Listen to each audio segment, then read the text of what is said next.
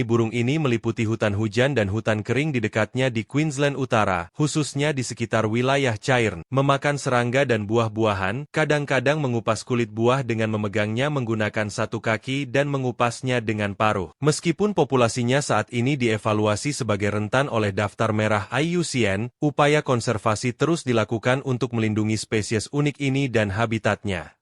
Wilson's Bird of Paradise, di Pilodes Respublika